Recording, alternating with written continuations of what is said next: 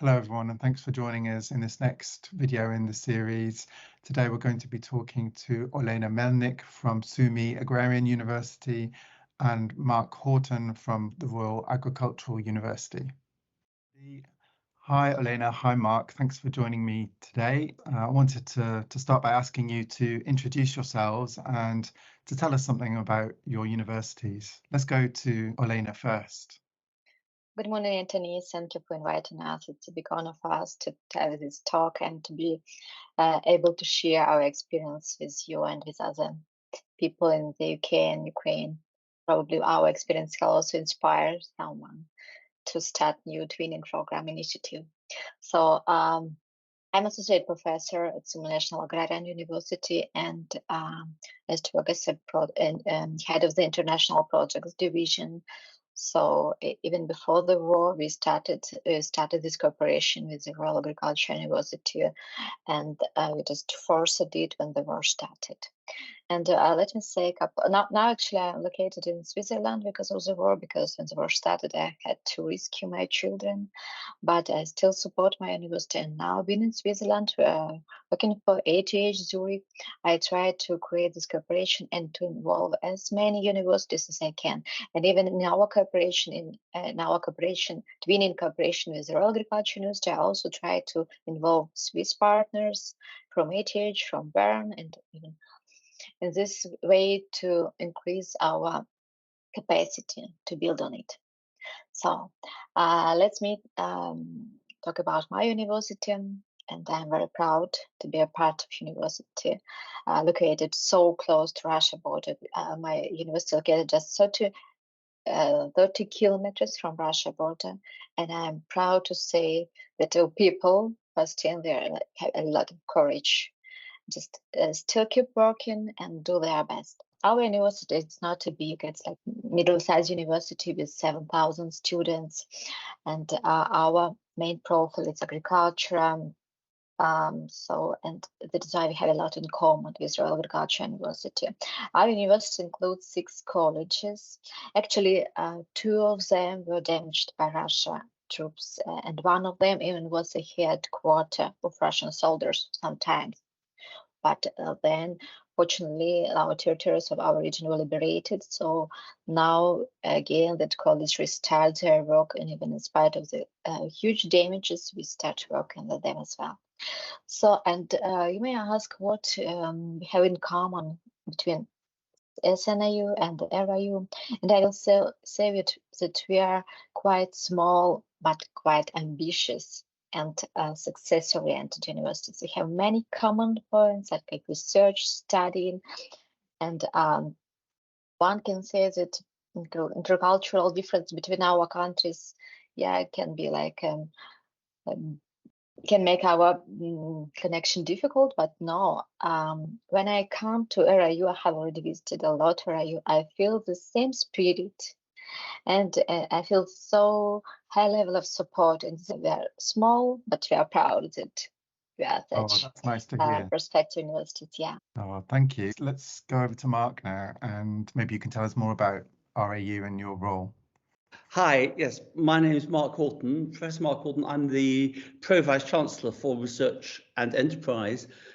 Actually, I'm an archaeologist, not an agronomist and agricultural specialist, but this has actually, as will become clear, become really useful. The Royal Agricultural University is located in the Cotswolds in England. It was established in 1845, so probably the oldest agricultural college in the world. And we've been trying to really combine science and agriculture really for nearly 180 years since then. We're very small and very specialist. We have around 1,000 students, that is all. But like SNAU, we're really ambitious with a lot of research going on here, as well as a lot of really key training and education activities, knowledge exchange, and so forth. And I think it's also worth mentioning that we're located in the Cotswolds, an area in which the landscape has been heavily impacted by agriculture, and soil health and regenerative agriculture is very much on our agenda. So the kind of work and expertise that we could lend to SNAU is very much in that area of preserving soil quality and minimizing environmental damage and so forth. So that's really where we came and where our subsequent interaction has developed. Thank you very much for sharing that. It's great to hear from both of you. My next question builds on some of the things you've already said, Olena, but really I'd like to ask you, if you don't mind, to explain in a bit more detail to people listening how the war has affected the operation of your university, and help us to understand how this twinning has helped you to manage that situation, although I realise it's still a great challenge. Thank you, Tony, for this question. It's really very important to share our experience, because it's still, when you ask me, I'm full of sadness, trying to turn back to that memories when just the war started and what we had to pass through. But I think when we talk about that, when we share our experience, it makes us stronger. So Sumy, I would say that Sumy was captured in the first day of the full-scale invasion, and Russian troops, they passed through the TT, but couldn't return because the Sumy was blocked from inside by our territorial defense forces, Ukrainian territorial defense city. Because in the first day of the war, we had even bloody battles that took place very close to our university, just 300 meters from it. And as I mentioned, entrance and the exit from our city were closed, including for those who supplied food and who supplied other essential commodities for cities. Therefore, the problem of shortages in stores arose immediately. So that is why, as agriculture university, we decided that we cannot just like absorb, be witnessers of that. We have to do something to help our community. And teachers, students, postgraduate students, they baked bread, good at chickens, made stew for citizens, including for militaries, for soldiers. And there were cases when, like, for example, pigs were taken through their fields past enemy checkpoints to have something to cook with. And eggs, meat, bread, flour, and pasta were provided by our agricultural partners, of whom the university had many of over the years of systematic work together.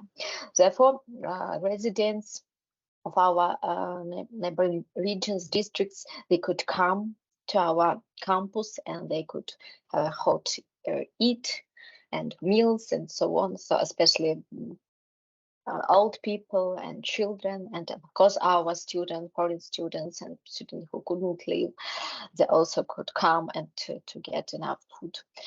And most students who tried to leave the city could not leave and returned. And foreigners, they didn't understand what was happening. At that time, we had 72 undergraduate and graduate students from China and from other countries. There was 10 in our dormitories, in the basements. And at the time I was working for research department, and we decided to develop like a schedule. And every day, some of us was responsible to come to cook and to come to the students and to feed them. And I remember I was about to cry when the first time I came.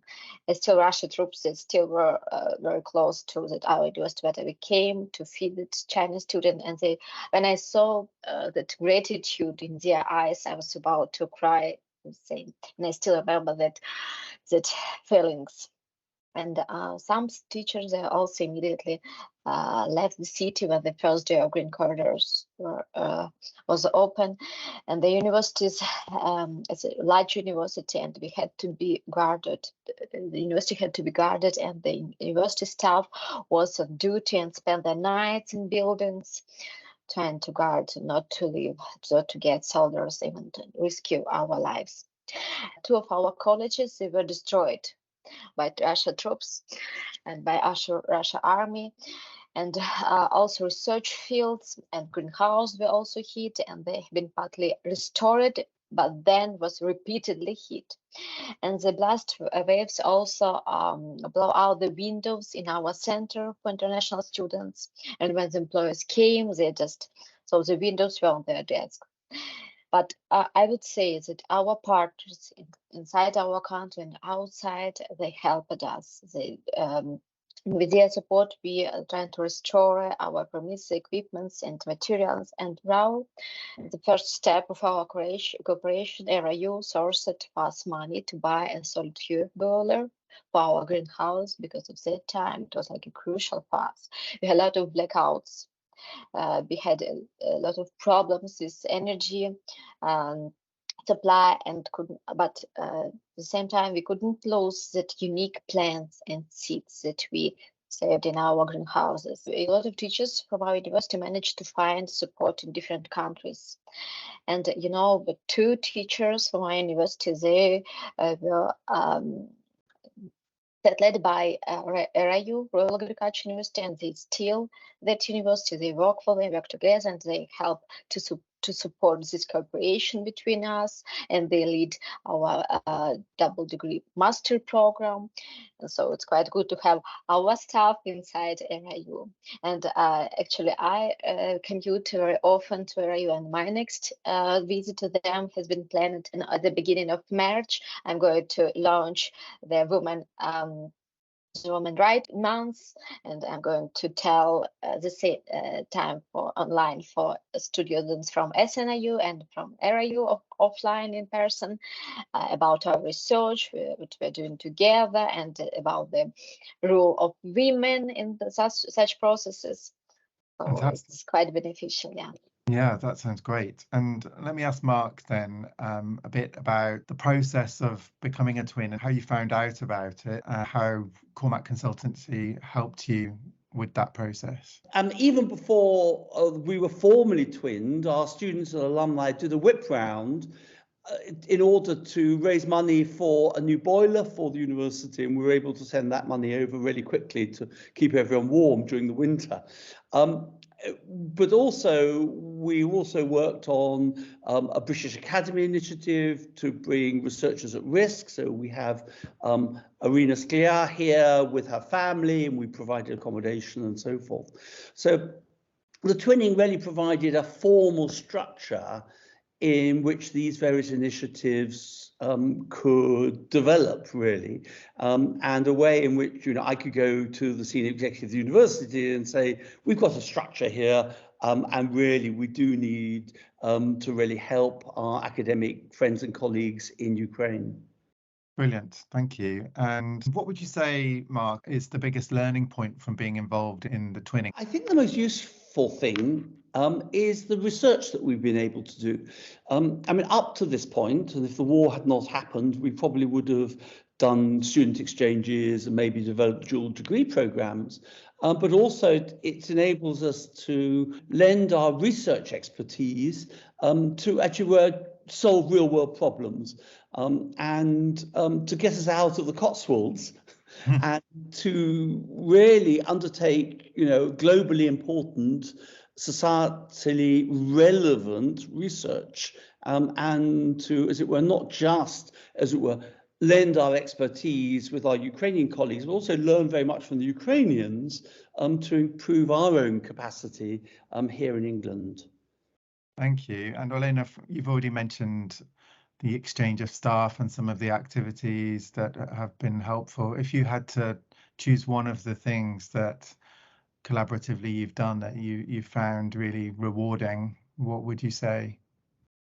I would like just to add a couple of words about the role of Cormac Consultancy in our project, because really we started to communicate even before the war, but then when the war started, so we were just a bit confused what to do. It was not a time to launch double degree programs. We had to do something practical, and then Cormac Consultants, they contacted us and say, okay, would you like to start twinning? We can help you. Which university you can choose? And they say, yeah, we would like to work with the same universities as Royal Agricultural University. But they are not in twinning yet. They have not been registered for that. I think, no, we would like just to choose them because we know that they are trustable. And they contacted, and then at the beginning, they helped us to relaunch and to find new ways. And it was for maybe half year, we had constant meeting weekly, and we discussed what do we need, what exactly, because that time really was difficult to imagine that you can launch double degree program under such circumstances. And we started with research projects. We started with thinking about trainings, organizing different trainings, and even financial support, as I told it. Boiler was bought for us by rural agriculture. So it was crucial to launch this support, and the role of Corma consultancy cannot be overestimated at that point. And for double degree program now, they also support the organize constant meetings. They try to keep their eye on our cooperation, and if we have some challenges with like agreements or with some like official papers, they also try to supervise us and to choose us to choose the appropriate direction on what we should do next. Thank you. And Mark, I wanted to ask you if there are other universities out there, maybe in the UK or in other countries, that are thinking about twinning with Ukraine. What advice would you provide to them, given your experience? Well, I mean, I think first of all, you shouldn't hesitate. It's a great opportunity. For our point of view, I think what we've learned from that is the exposure to be global. Often British universities are very inward-looking, very parochial or regional in their approach. And twinning gives UK universities opportunity to be part of a wider international dialogue and discussion, to do some really good in the world, to have real impact. And what we've been able to do with the twinning is hopefully make a big difference. To help secure the world's food supply, food security, but also to educate a whole new generation of farmers and land managers in Ukraine in more regenerative, more sustainable agricultural methods. And without twinning, that would not be possible. So I would say grab this with both hands, because it's a fabulous opportunity as well to move your university up a gear. And it's also absolutely the kind of thing vice chancellors love. Thank you. And Olena, what about from your perspective? Yeah, I would also like to say that, when we are separate, we are still strong, but not so strong as we are together. And together we have done so many good things. And we, for example, today we are launching in Switzerland an exhibition, how Switzerland supports Ukraine. And I'm going to present our project that we launched together with Rural Agriculture University. And at the end of December, together with Professor Nicola Cannon from the Rural Agriculture University, we visited America, and we had our speech of a press conference during the American Geophysics Union huge conference. And so together we are more able to do some great stuff than we are separate. And only together our voice can be more loud and can be heard in different countries, and we are appreciated by different countries because we're doing something that is important. Absolutely. Thank you. That's a really inspiring words. Could I add that the conference that you and Nikki went to was the American Geological Union, attended by over 20,000 delegates. And our project was chosen as one of a very small handful of papers that were being given that were part of the key press conference that over 100 journalists turned up to hear about our research work. So, it was an impact not just, as it were, to ourselves, but really a global impact, a message that twinning has gone out into the world with a very high degree of impact and reach. Fantastic. Those are great insights and case studies that I hope will encourage other universities to get involved. Olena, you were going to say something. Yeah, I'd like just to add that a lot of mass media in Switzerland and the UK and Ukraine, they're quite interested. And even in Germany, after that, our participation in AGU conference, I was contacted by different mass media from Germany, from Austria, from Switzerland. They all wanted me to give them an interview and to talk about our experience, about our twinning project, how we cooperate. But when we are small, now our voice is not so high that we are now together. Great. Well, thank you both for sharing your experiences and views of the Twinning project. And it's amazing to see the impact that you've already had. And we wish you all the best of luck with your ongoing activities. And of course, Slava Ukraine.